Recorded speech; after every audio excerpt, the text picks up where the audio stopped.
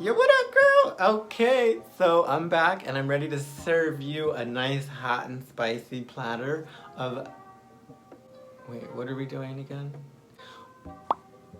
Keyword transformations for the Cambridge Advanced Exam, otherwise known as the CAE.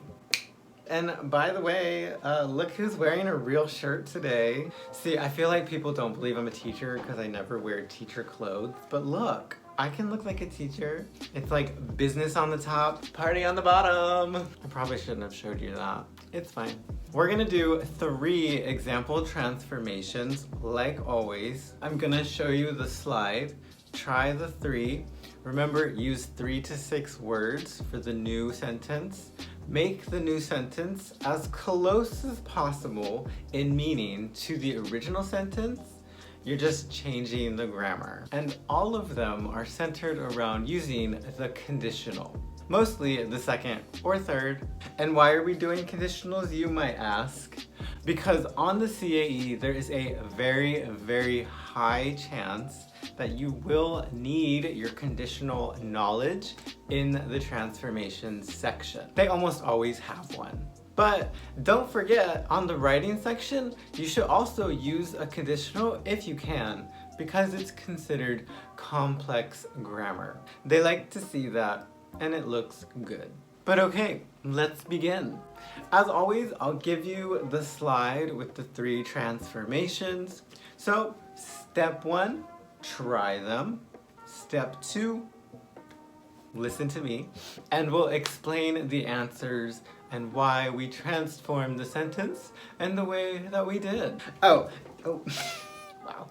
And if you feel like you need a review of the conditionals, well, lucky for you, I put a link below to my conditional videos? Something. So you can check those out too. Don't judge them, they're old, I know.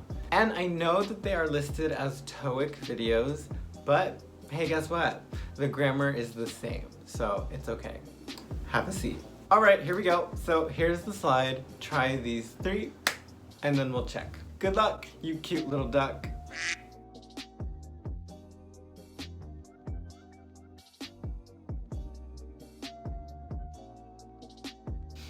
All right, number 1. I do that every time.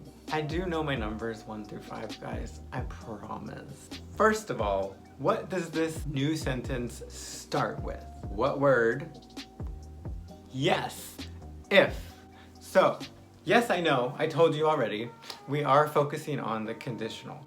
But in the keyword transformation section, if you see if, you better think, okay, conditionals.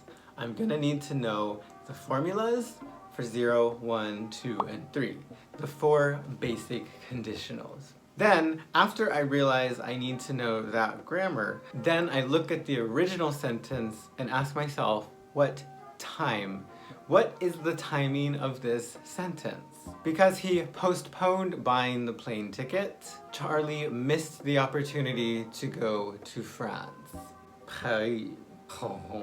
The answer is, if Charlie hadn't put off buying the plane ticket, he wouldn't have missed the opportunity to go to France. A 3rd conditional sentence. Bam. Just like that. Bam! This conditional is in the past. The only one of our 4 basic conditionals that can deal with the past imaginary situations, to be specific, is the 3rd conditional. And if you look at the 2nd clause, what do you see? Oop, wouldn't have missed. If you know your formulas, you would know, okay, you have would plus have plus the past participle. Okay, cool. Super cool. What is the first part of that formula? The past perfect. So I'm going to need a past perfect verb form in the blank. And they gave me my verb, put. Also, don't forget, you should be crossing out what is the same between the original sentence and the new one. That means we're going to cross out, missed the opportunity to go to France. So we're only focusing really on the first clause because he postponed buying the plane ticket. Let's review, regroup, I know it's a conditional. I know it's the third conditional. I know I need the past perfect. And I know I need a verb that is a synonym for postpone. A verb using put. Now this is the second part of this transformation. They're also testing a phrasal verb. So, put off. The phrasal verb to put off, or to put something off, means to procrastinate, to wait or postpone until the last minute to do it. Wow, amazing. What? Bam! Okay, then you think about the meaning, the logic of the sentence. We're gonna need a negative for all of this to fit together. So, then we get to the answer. If Charlie hadn't put off buying the plane ticket, he wouldn't have missed the opportunity to go to France. Had not or hadn't put off buying, that's 4 or 5 words. Perfect. Oh, and they're also testing one more thing. After the verbs postpone and put off, you need a gerund. So you need to keep buying. So they tested your third conditional, they tested your knowledge of the phrasal verb put off, and the knowledge of a gerund following the verb put off and postpone. Wow, okay Cambridge, calm down. Girl, bring it back. Take a Xanax, do something. Have a glass of wine. That was a lot, but we did it. Good job. You're amazing. Number 2. All right, ready for this answer? Answer is, if it were not for his odd sense of humor, I would find Jeremy quite attractive. Damn. The original sentence is a clear conditional itself. It's got an if clause and it follows one of our formulas. So which conditional is it? Tell me. Come on. I'm waiting. The second, right? Formula for the second conditional is if plus the past simple plus would plus the base verb. What if I talked like that? Like, wouldn't that be fun? We have all of these parts in the original sentence. Perfect. Here's a little match if you need it. If, didn't, would, be.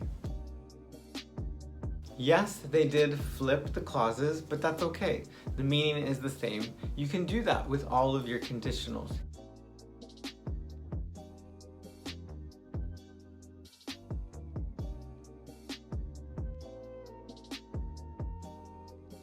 Flipping is good. We like flipping. That's fine. It's cool. Live your life, Cambridge. YOLO. So we know we're dealing with the second conditional. In our transformed sentence, let's try and match this.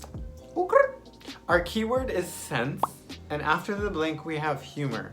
So I'm hoping that you'll be able to put those, collocating words together, sense of humor. In the original sentence, we are talking about somebody laughing at things. So sense of humor, laughter, things are funny. See where I'm going with this? You're so funny. I know. Oh, don't forget to delete the same things in both sentences. I would find Jeremy more attractive. Oh, I didn't even check my lighting. It's fine. We're rolling. I would find Jeremy quite attractive. I would find Jeremy more attractive. Pretty much the same, so we can push those aside. We don't need to worry about them at this time. Now we're just dealing with if he didn't laugh at odd things. So then we need to match that negative here, didn't. We have our verb were. Okay, if it were, to negate that, not. If it were not, sense of humor. Okay, we put that together with our vocabulary knowledge. So then it becomes a lot easier. If it were not sense of humor, okay, what do we need? Well, we're talking about Jeremy, so if it were not for his sense of humor, then we just need a connecting preposition. Bam! Bam! If it were not for his sense of humor, I would find Jeremy quite attractive. Bam, that. Excellent job. 10 points to your house. 10 points to Gryffindor. Gryffindor, yay! I'm actually a Ravenclaw, but... Oh! I'm actually a Ravenclaw, but it's fine. It's pronounced Ravenclaw. But yeah, okay, so let's review. We know we have a clear conditional in the original sentence. We look at the timing. We look at the forms. We know we have a past simple verb. We have a would plus a base verb. This all matches to the second conditional. Have to add in the negative, the not. Talking about Jeremy, his. We have the word sense and humor, sense of humor.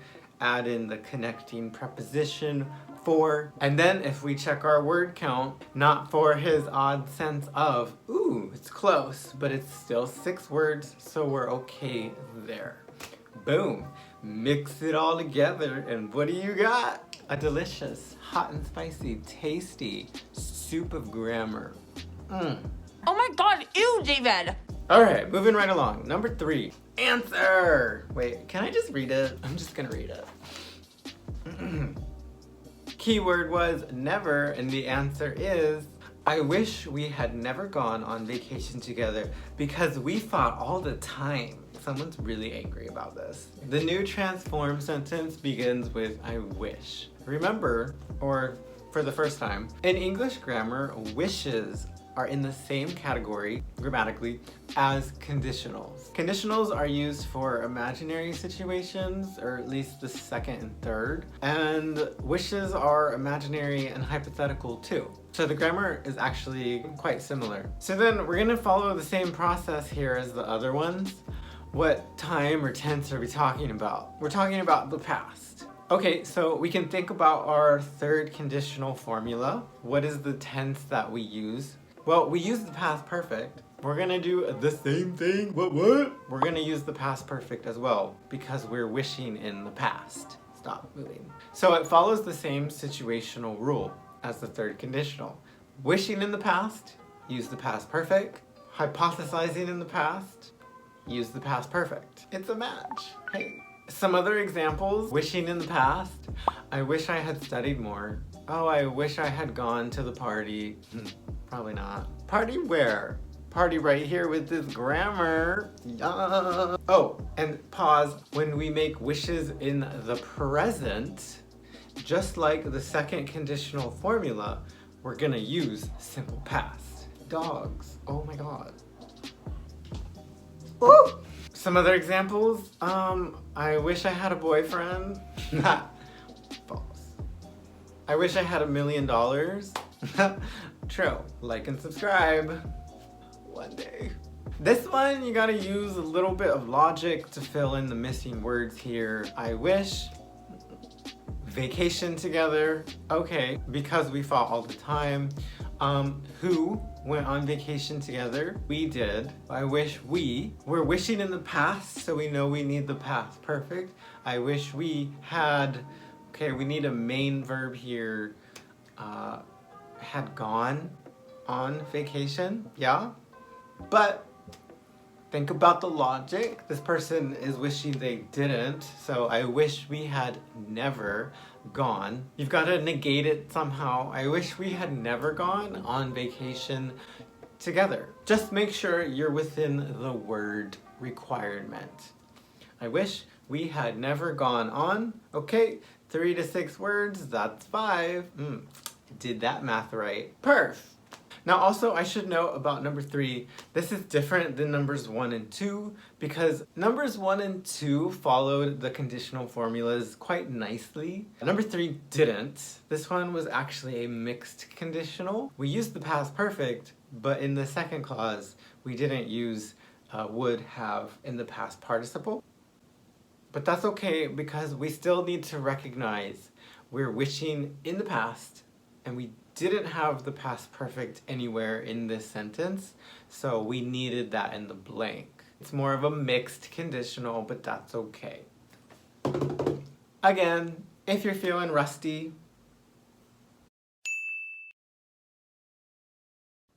on your conditionals, check out my older videos on these, and I've also put some links to some grammar websites, ooh, fun, that you can look at. Check it out. Because you need to know these before you walk into that test. You've got to be really comfortable with the conditionals. It's a very big grammatical concept. And yeah, that's it. Good work. Good job, fam. If you have any questions, comment below. If you have any video requests, yeah, same thing. And I'll see you next time. Have a good day. Now get out there and grammar.